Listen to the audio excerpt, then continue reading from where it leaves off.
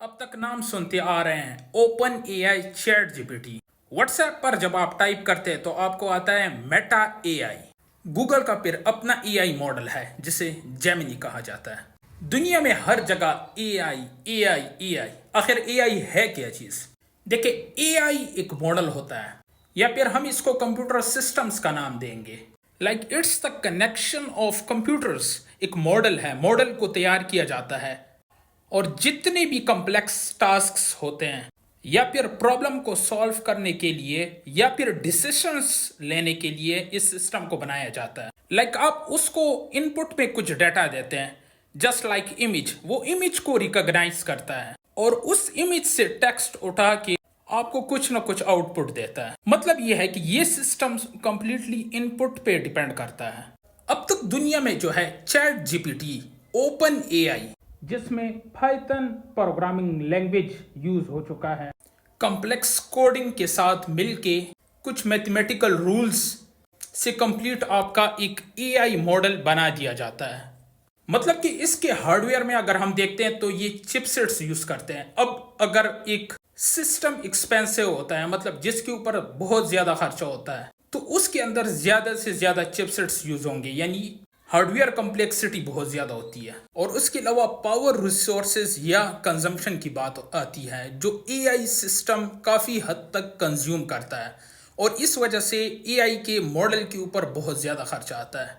अच्छा, एक चीज आप लोगों को मैं बता दूं कि जो ओपन एआई का सिस्टम है, चैट जीपीटी की मैं बात कर रहा हूं, सैम अल्टमैन जिसने इस सिस्टम को बनाया है, यूएस टेक कंपनी है, उसने इसकी कोडिंग को ओपन नहीं क्लोज्ड सोर्स रखा है। इसकी असल वजह यह है कि इनको सिक्योरिटी थ्रेशोल्ड या फिर सेफ्टी थ्रेशोल्ड की वजह से इसने कोड को क्लोज सोर्स में रखा है, यानी ओपन सोर्स नहीं रखा। लेकिन फ्यूचर में हो सकता है ये भी ओपन कर दे, but for the time being ये अभी तक क्लोज ही है।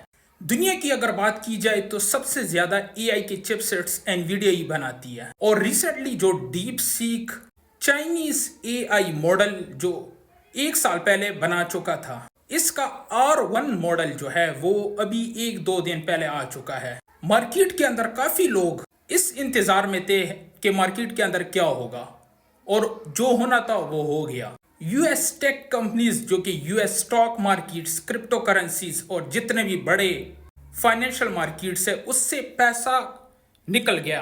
अब आप देख लो कि आपके एनवीडिया से तकरीबन 800 बिलियन यूएस डॉलर निकल चुके हैं लास्ट 24 आवर्स में।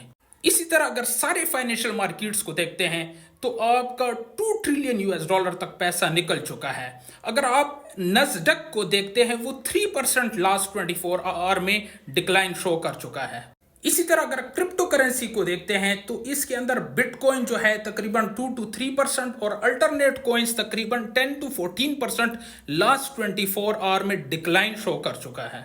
इसकी असल वजह है deep seek, Chinese AI model है जो कि दुनिया को एक अगले लेवल तक पहुंचाने में पूरा जोर और शोर में लगा है। और डोनाल्ड ट्रंप भी इस चीज पे बड़ी हैरत का मुजाहरा कर रहा है कि बहुत कम सोर्सेज में, बहुत लो पावर रिसोर्सेज में, बहुत कम पैसा लगने में इस सिस्टम को बना दिया गया है।